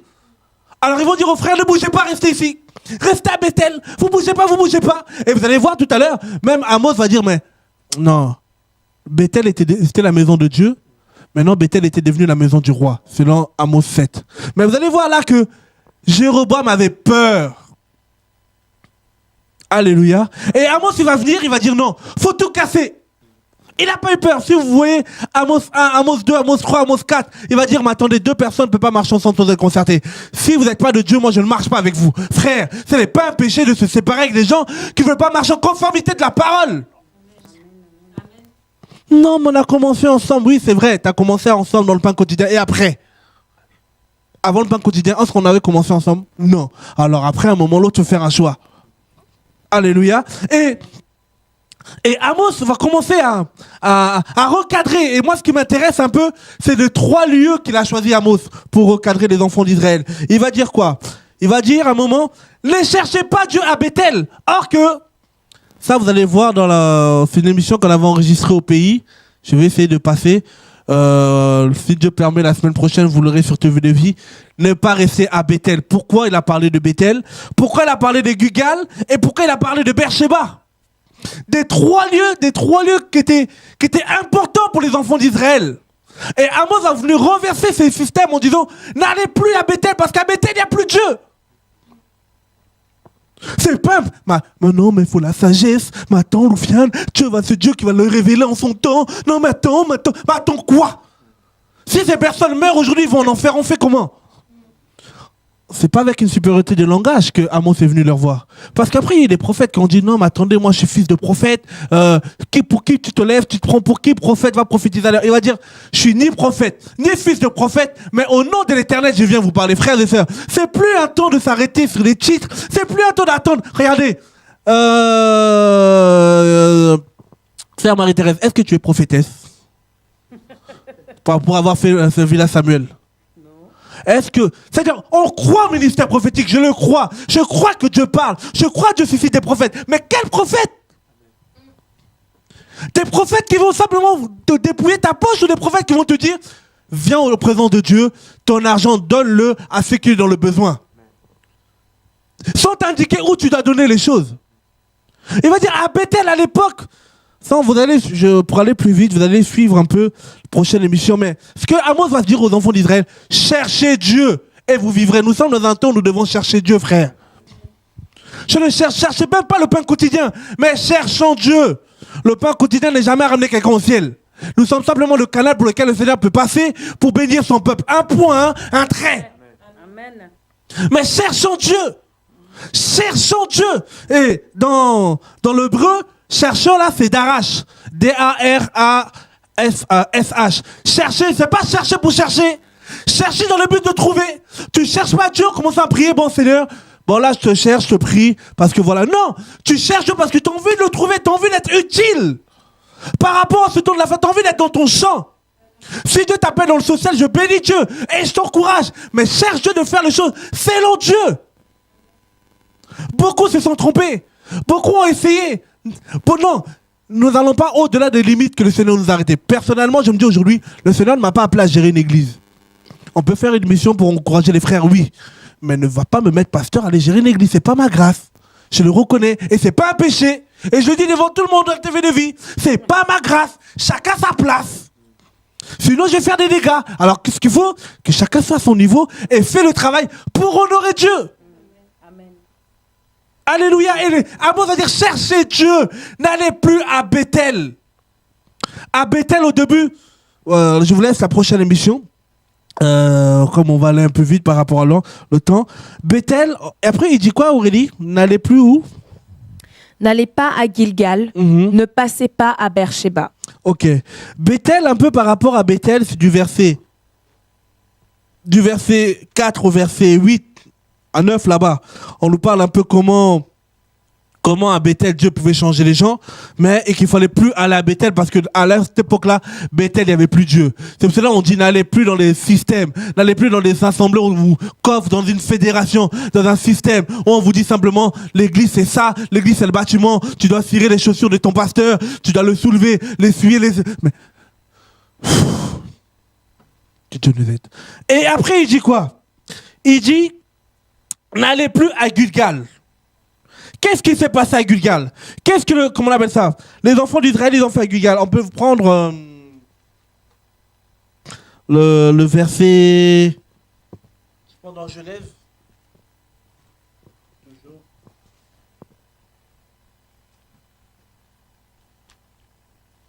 En fait, Bethel veut simplement. On veut parler de Bethel. On parle de Bethel par rapport à la transformation.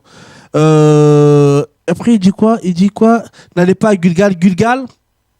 On va prendre Genèse 26, s'il te plaît.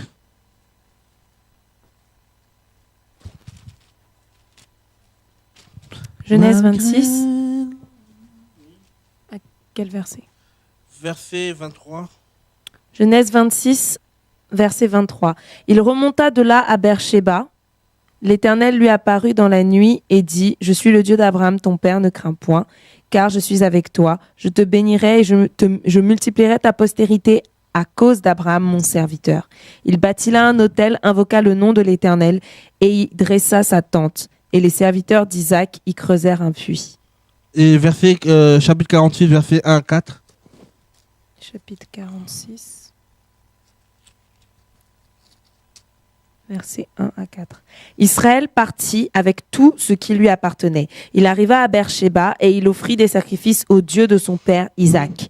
Dieu parla à Israël dans une vision pendant la nuit et il dit, « Jacob, Jacob, Israël, répondit, me voici. » Et Dieu dit, « Je suis le Dieu de ton père. Ne crains point de descendre en Égypte, car là, je te ferai devenir une grande nation. Moi-même, je descendrai avec toi en Égypte, et moi-même, je t'en ferai remonter, et Joseph te fermera les yeux. » Ok. Vous voyez, à Gilgal, là-bas, à Beersheba, pardon, après on va prendre Gilgal. À Beersheba, là-bas, Dieu marchait avec les enfants d'Israël. Et il dit, n'allez plus à Gilgal parce que Dieu ne marche plus avec eux, à Beersheba parce que Dieu n'est plus avec eux. Il dit quoi? Ne vous rendez plus à Beersheba parce qu'il n'y a plus Dieu. À Beersheba, à l'époque, les enfants d'Israël, quand ils étaient à Beersheba, il y avait la prise de Dieu était avec eux. Frère, nous ne travaillons pas pour Dieu, mais nous travaillons avec Dieu. Avec Dieu, nous ferons des exploits. Avec Dieu, nous écrasera nos ennemis. Mais là, par exemple, à Beersheba, il n'y avait plus Dieu. Et pourquoi il n'y avait plus Dieu? Parce que tu peux prendre verset 12. Chapitre 46. On revient à Amos 5, verset 12. Amos 5, verset 12. Ouais, c'est un peu un enseignement, c'est pour cela qu'on 5, verset 12. Car je le sais, vos crimes sont nombreux, vos péchés se sont multipliés. Vous opprimez le juste, vous recevez des présents et vous violez à la porte le droit des pauvres. Voilà pourquoi en des temps comme ceux-ci, le sage se tait, car ces temps sont mauvais. Ah! Dans ces temps-ci, le sage se tait. En gros, c'était une ironie que Amos voulait dire. Mais dans ces temps-ci, au lieu que le sage parle, au lieu que des gens qui voient les choses devant parlent, mais ils ne veulent pas, ils se taisent. Or, c'est des temps où Dieu, si on veut que Dieu marche avec nous, il faut que l'arche soit restaurée. Il faut que la gloire de Dieu revienne à sa place. Il faut que la crainte de Dieu s'empare de cœur. Il faut que les gens ne cherchent plus les assemblées, ne cherchent plus les hommes, ne cherchent même pas le pain quotidien, mais qu'ils cherchent Dieu. C'est pour cela que quand on va donner du pain à quelqu'un, on va dire que Matthieu 4 nous dit que l'homme ne vivra pas que de pain, mais toute parole qui sort de la bouche de l'Éternel. Ça veut dire qu'on peut donner le pain, mais surtout on donne la parole véritable. Amen. Qui nourrit l'âme de la personne, parce qu'on n'est pas dans l'humanisme. Beaucoup ne cherchent plus Dieu. Et il va dire, cherchons Dieu, frère. À Beersheba, Dieu, quand tu es avec Dieu, Dieu est avec nous, frère. Quand tu marches avec Dieu, Dieu est avec nous. Et il fallait que d'abord, les enfants d'Israël rendent justice aux pauvres. Parce que les pauvres devenaient de plus en plus pauvres, les riches devenaient de plus en plus riches. Et qu'est-ce que ça me fait penser à tous ces organismes qui existent, soi-disant qu'ils veulent ramener la paix dans le monde. Et dedans, il y a des émissaires, des gens du pays du Nord, et puis le pays du Sud, c'est toujours dans la misère. Toujours des inégalités. C'est pour cela que j'aime bien une chanson d'un frère qui a chanté hier, bon aujourd'hui qui s'est pas organisé. Il disait, malgré l'ONU, le monde n'est pas dans la paix. Malgré l'OIA, la famine ravage le monde. Malgré l'OMS, les épidémies subsistent. Sans Jésus, tout ce que l'on fait est vanité. Rien de bon ne peut venir des hommes. Les hommes, sans Jésus-Christ, ils ne peuvent rien. Ah, merci Seigneur pour cet homme qui avait des révélations hier, aujourd'hui, oulala. Bref, mais en tout cas, cette chanson, quand je chante, je me dis, mais c'est vrai, malgré toutes ces structures qui existent, mais il y a toujours des choses, des inégalités. Alors les chrétiens, c'est à nous de prendre comment on appelle ça, les jambes à nos coups et de mettre des choses en place. Mais malheureusement, les enfants d'Israël, comme les chrétiens d'aujourd'hui, au lieu d'aider les pauvres, ils se servaient des pauvres. Moi, j'ai un témoignage clair. J'ai un ami qui chantait avec une soi-disant chantre chrétienne congolaise, la Lombongo, l'or, l'argent, je sais pas quoi là. Et elle, carrément, ce qui se passait, c'est que elle fait des choses avec ses musiciens. Elle sait que ces musiciens sont dans la galère. C'est des gens qui habitent au pays, qui s'en sortent pas. Mais qu'est-ce qu'elle fait? Au lieu de... Voilà, quand ils font des prestations, déjà ils font des choses payantes. Alors au moins, ils font des trucs payants. Au lieu au moins de partager avec égalité, ils partagent rien tous sur eux. Et puis ils vont se construire des maisons avec des piscines. Après, ça dit que c'est les conseillères de je sais pas qui. Mais où est la justice de Dieu? Les pauvres deviennent de plus en plus pauvres et on se sert des pauvres pour s'enrichir. Et si tu parles, il ne faut pas parler. C'est pour cela qu'Amos il dit, mais c'est bizarre. Mais les justes, là, vous dites que vous êtes justes. Vous dites que vous faites la vraie religion. Vous dites que vous êtes spirituel. Vous êtes toujours là en train de prier. C'est vrai, je bénis Dieu, je crois à la puissance de la prière. Je crois à la puissance de la délivrance. Mais pourquoi délivrer? Pourquoi prier? Pour se faire un nom, pour faire plaisir? Ou pour faire comprendre au Seigneur que ce prisonnier qui venait se suicider, de chasser l'esprit de mort au nom de Jésus? Frère, le Seigneur nous oint pour le servir et lui rendre la gloire comme des serviteurs inutiles. Que faisons-nous? Et à Beersheba, au lieu que Dieu marche avec eux, Amos va dire, frère, arrêtez de vous fatiguer. À Gilgal, il n'y a plus de Dieu. Et il va s'étonner, Amos va dire, mais attendez, il n'y a pas de juste pour parler là, en Israël. Le Seigneur est obligé de prendre de Juda pour me ramener en Israël pour parler. Parce que si tu ne veux pas parler, Dieu va susciter des autres personnes, ils vont parler à ta place. C'est ça qu'on n'arrive pas à comprendre. On dit oui, les dons de Dieu sont irrévocables, c'est vrai, mais nous ne sommes pas incontournables, frère.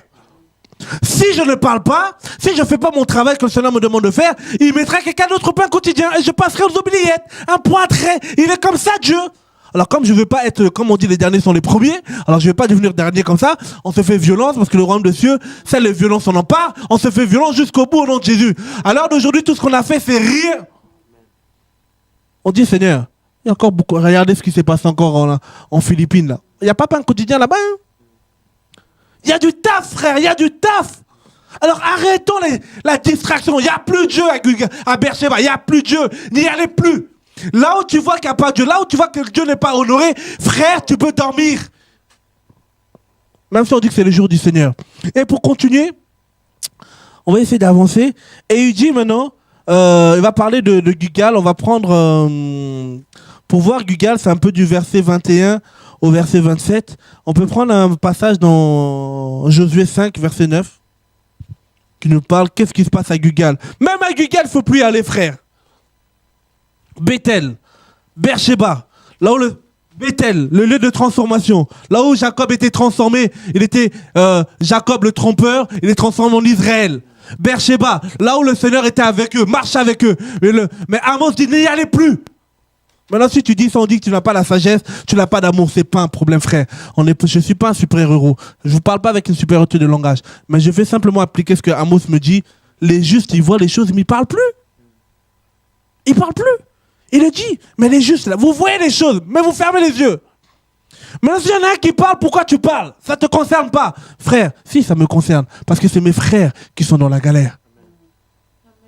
Que s'il y a tellement de bazar, s'il y a maintenant des fondations, des associations ASBL pour escroquer les gens, des magasins, que ce soit au Congo, au Mali, au Burkina, ben, ça veut dire que les vraies structures qui existent, ça peut être comme le CEL, ça peut être comme Mimosa, ça peut être comme Villa Samuel, ça peut être comme le Mission pour les sans-logis, toutes ces structures qui existent, ben, comment ils vont fonctionner? Parce qu'il y en a, à un moment ou l'autre, ils mettent la récréation. Alléluia. Et tu peux lire Josué 5 pour finir. Que Dieu nous aide. Aujourd'hui, on parle de la réforme sociale. Il faut que, dans le domaine du social, dans nos églises aussi, les choses soient réformées. C'est-à-dire que mettre des structures pour aider les frères et sœurs qui sont dans le besoin. Non pas pour faire on ne fait pas la pub de quoi que ce soit, mais simplement dire, Seigneur, il y a des gens qui sont dans le besoin. Et nous devons de nous lever au nom de Jésus. Et il dit encore Amos, plus à Gilgal. Qu'est-ce qu'il y avait à Gilgal? Josué 5 à partir du verset 1er. Lorsque tous les rois des Amoréens à l'occident du Jourdain et tous les rois des Cananéens près de la mer apprirent que l'Éternel avait mis à sec les eaux du Jourdain devant les enfants d'Israël jusqu'à ce que nous eussions passé, ils perdirent courage et furent consternés à l'aspect des enfants d'Israël. En ce temps-là, l'Éternel dit à Josué, « Fais-toi des couteaux de pierre et circoncis de nouveau les enfants d'Israël une seconde fois. » Josué se fit des couteaux de pierre et il circoncit les enfants d'Israël sur la colline d'Aralot. Voici la raison pour laquelle Josué les circoncit.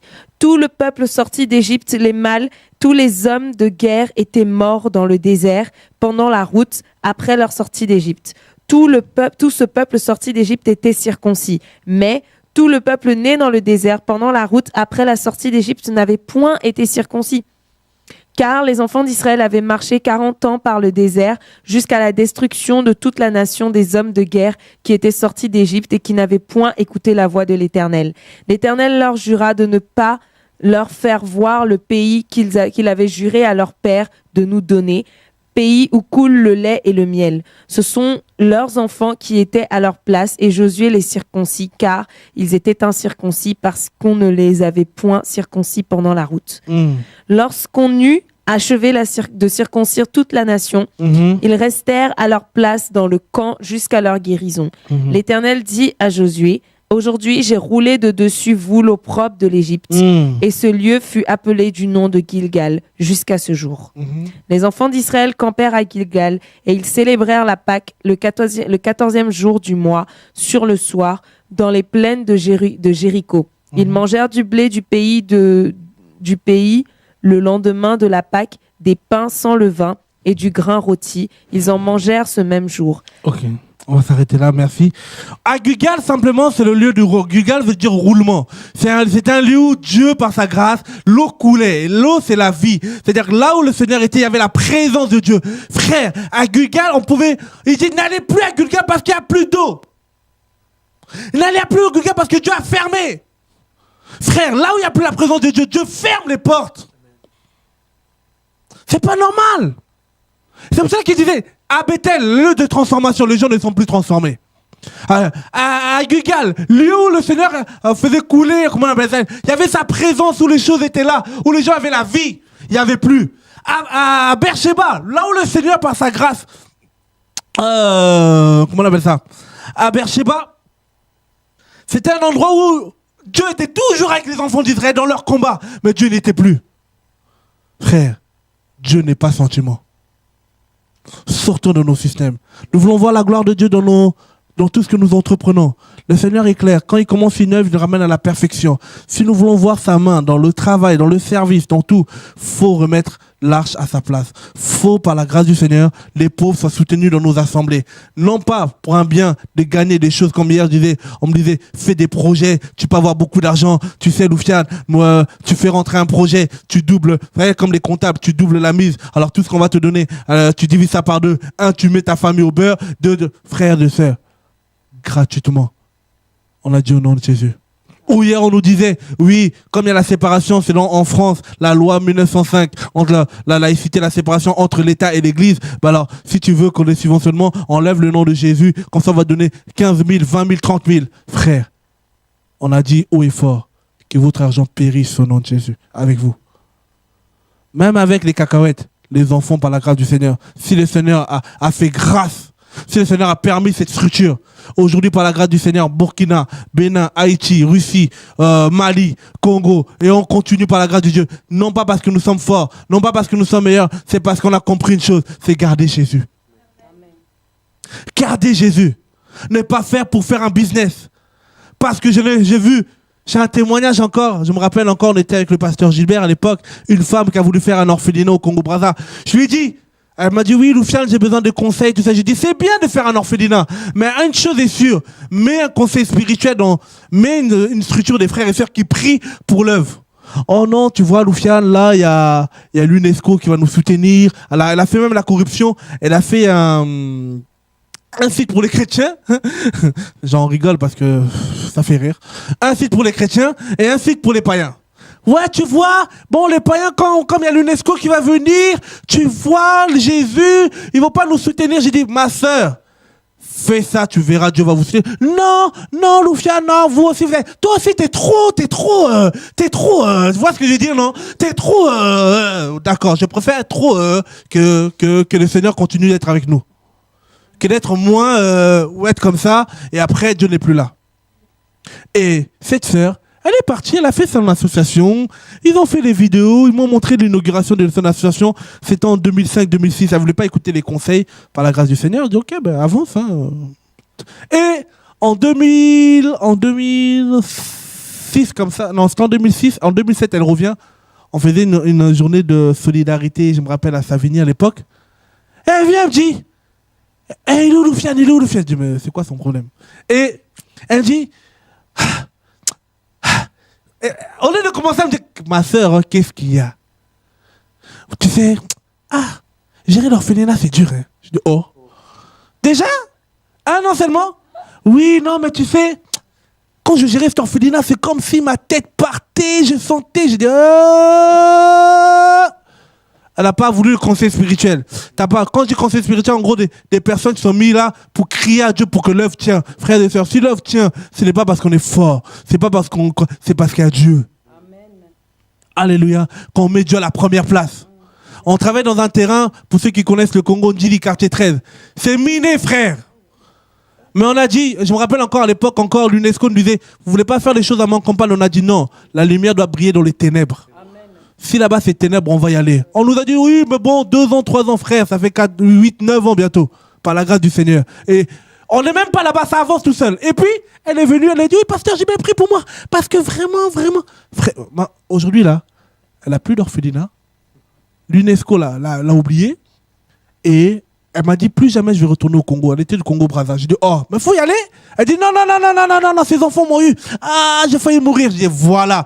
On ne joue pas avec l'œuvre de Dieu, frère. Ce qui est bien, c'est que des gens, ils négligent des fois les conseils, mais quand ils ont besoin, et quand ça gâte, ils savent où y aller. Comme les gens ils veulent des choses de Dieu, ils ne veulent pas les dieux. Ils ne veulent pas Dieu. Or Ramos s'est dit, cherchez d'abord Dieu. Cherche sa volonté. Elle a failli mourir, elle avait la folie, elle disait des choses, c'était même pas cohérent. Et moi, je regardais comme ça, je dis, mais maintenant, je fais quoi? Au moins, il y a des frères qui étaient compatissants, ils ont prié pour elle. Et elle a eu sa délivrance aussi. Piou, elle a fui. Mais aujourd'hui, elle n'a plus d'orphelinat. J'ai vu le site n'existe même plus. C'est là que j'ai compris. Je dis, hé Seigneur, qu'on nous enlève l'argent, qu'on nous enlève des subventionnements, que vous nous donnez même plus. Mais Seigneur, qu'on ne nous enlève pas Jésus. Qu'on ne nous enlève pas Jésus, frère. Ne faisons pas des associations pour sentiments. Si tu as à cœur, si le Seigneur t'appelle à ça, frère, nous sommes prêts à vous soutenir à 100%. Mais rassure-toi que Dieu t'a dit. Et je sais que s'il t'a dit, même quand ça sera chaud, tu lui rappelleras les promesses qu'il t'a dit. Et par sa grâce, ça soit Villa Samuel ou d'autres structures que je connais, ça fait 40 ans qu'ils continuent. Je me rappelle même le sel aujourd'hui. À chaque fois, j'aime témoigner de cette œuvre parce que un jour, il y avait une salon de solidarité. Comme c'était un salon de solidarité, il y avait des chrétiens et des païens. Ils m'ont dit qu'ils ne voulaient pas se mélanger avec eux. Alors que je sais que beaucoup ont recouru là-bas, qui se disent des fois même spirituels. Or qu'il y avait aussi des subventionnements. C'est-à-dire qu'il faut faire la part des choses, frère. Que la crainte de Dieu revienne. Des structures qui honorent Dieu. Parce que demain, ces enfants, demain, ces sans-abri, demain, ce prisonnier qui avait tué sa femme, qui avait tué l'autre qui avait tué sa concubine qu'on a vu là. Mais frère, si demain il se convertit, il a un témoignage puissant. Et par lui, Dieu peut toucher d'autres détenus. C'est pour cela que le Seigneur, il y a beaucoup de champs d'action, frère. On ne peut pas premièrement être partout. Et si le Seigneur te met à cœur, n'hésite pas de nous écrire à pain.quotidien.association@gmail.com ou sur notre site www.pain-du-6quotidien.org. Nous sommes prêts à vous donner tous les conseils, le peu que le Seigneur nous a appris par la grâce de Dieu. Et surtout, ce qu'on veut simplement, que ce ne soit pas du business au nom de Jésus. Que ce ne soit pas du profit. Ce ne soit pas de mettre sa famille à l'abri, soi-disant. Ah, les ABS, comme ils disent, les ASBL, ou je ne sais pas, dans des pays où vous nous suivez, c'est comment. Mais frère, si on honore le Seigneur ne manquera pas de nous aider. Parce que nous sommes dans un temps de réformation sociale. Il faut que les églises prennent leur part de responsabilité. Il y a des frères et sœurs et c'est aberrant de voir combien on peut mettre de l'argent dans des bâtiments au lieu de mettre de l'argent là dans des vies. C'est aberrant, frère. Et vous qui sommes encore là, que vous vous dites, oui, Dieu va leur parler en son temps, je ne comprends pas. Des femmes qui meurent, des femmes violées, il y a tellement des femmes de l'Est qu'on les prend là-bas, on les arrache de leur famille pour nous faire la prostitution en France. Frère, il y a des besoins. Il y a des besoins. Des enfants qui dorment dans les marchés, il y a des besoins. Vous allez me dire, oui, mais Loufiane, on ne va pas éradiquer la misère du monde. C'est vrai. Mais on peut faire notre travail. On fait simplement notre part. C'est pour cela, pour finir, on va encore prendre Jacques 1, verset 27. Si quelqu'un a trouvé.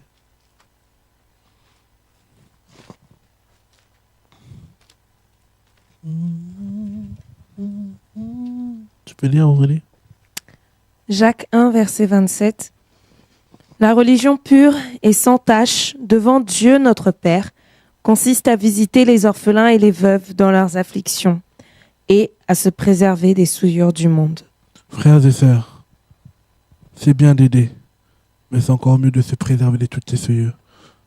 Dans le domaine du social, le terrain il est glissant. Je vous assure, plusieurs fois j'ai moi-même failli glisser. Un peu comme Asaph dans Psaume 73.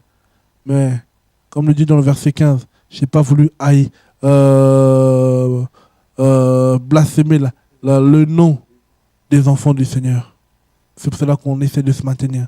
On n'est pas des Robocop. On a besoin de vos prières. Ce n'est pas facile. On a besoin de vos prières. Pain Quotidien a besoin de vos prières. Villa Samuel a besoin de vos prières. Toutes les structures qui existent, que le Seigneur peut vous inspirer. C'est pour cela qu'on ramène des frères et sœurs. Le but de notre émission, ce n'est pas créer le royaume du pain quotidien, mais c'est de, voilà, on travaille avec des frères et sœurs qui font un travail aussi énorme. Vous les connaissez, ils ont fait la plupart de nos émissions. Vous pouvez suivre sur TV de Vie Solidarité la plupart des personnes qui travaillent. Dans 2 semaines, on reçoit l'avocate, normalement Maître Cassie avec Aurélie. On va encore vous parler par rapport aux droits des immigrés, aux droits des étrangers, aux droits pour avoir des logements en France. C'est-à-dire que on condamne certaines choses, mais on donne aussi des solutions de l'autre côté, parce que c'est ça le royaume. On n'est pas mieux que personne, mais à un moment ou l'autre, comme disait Amos, les justes, ils voient tout ça. Ils doivent-ils se taire? Si nous sommes justes, nous devons simplement proclamer Dieu. En tout cas, que le Seigneur soit béni. Merci encore de nous avoir suivis à votre émission Être une voix pour les sans-voix. Nous nous retrouvons mercredi, dans 2 semaines, avec Maître Cassie pour le droit des immigrés, pour le droit au logement en France. Et vous pouvez aussi là-bas, vous aurez l'occasion d'appeler pour répondre à toutes vos questions. Voilà, c'est pour cela qu'on le fait. Et le samedi, il y a toujours l'épicerie qui tourne. Et là, on a repris aussi le plan hivernal des maraudes au niveau de Paris. Et vraiment, on a besoin de vos prières. Par la grâce du Seigneur, la première chose qu'on vous demande, vos prières, vos encouragements, beaucoup d'encouragements par mail, ça encourage l'équipe. Le pain quotidien, ce n'est pas que Loufiane, il y a près d'une 50aine de personnes qui travaillent dans les coulisses et qui essayent par la grâce du Seigneur de faire un travail. Prions aussi pour eux et je sais que le Seigneur ne nous manquera pas. Que le Seigneur soit béni. Père, merci pour ta grâce. Seigneur, merci pour ce temps que tu as permis, Père. Nous remettons nos frères et sœurs qui nous regardent entre tes mains, Seigneur. Soutiens la veuve et l'orphelin qui crient dans les quatre coins du globe. Préserve-nous de toute chute. Seigneur, nous voulons être justes devant toi. Seigneur, nous voulons être transparents. Seigneur, nous voulons nous exposer à ta lumière. Père, que tout ce qui n'est pas de toi, Seigneur, au sein de nous, Seigneur, que tu le démasques encore au nom de Jésus. Seigneur, soutiens mes frères qui veulent entreprendre dans le domaine du social. Mais Père, pour la gloire simplement de ton saint nom. Seigneur, ton peuple a besoin de toi. Il y en a qui ont la compassion, Seigneur, que l'ennemi a bloqué. Père, je débloque ces choses au nom de Jésus. Seigneur, des frères et sœurs qui ont ce cœur, Père de gloire, à soutenir, Seigneur. Soutiens-les au nom de Jésus. Je pense, Seigneur, de gloire, aux frères de la Guadeloupe, Seigneur, aux frères de Tunisie, aux frères de monde dans les quatre coins du globe, qui au Mali, Seigneur, Burkina, Russie, Seigneur de gloire, au Congo, Kaïba et Seigneur de gloire, Eric, Seigneur, Abdon, tous les frères et sœurs qui travaillent dans les quatre coins du globe pour que ton royaume avance, Seigneur. Souviens-toi d'eux, Seigneur. Merci pour Villa Samuel. Merci pour le travail. Soutiens-les, Seigneur. Nous remettons le séminaire, Seigneur, le Père de gloire, le missionnaire qui part, Seigneur de gloire, au niveau du Congo, au nom de Jésus, Seigneur. Je sais que les veuves glorifieront ton saint nom. Père, un seul but, une seule cause, que ton nom soit glorifié. Au nom de Jésus, préserve-nous de toute chute, Seigneur, comme tu le dis dans Jude 24. Avec toi, nous irons de l'avant. Au nom de Jésus, nous refusons de perdre, Père. Amen. Que Dieu soit béni. Bon courage.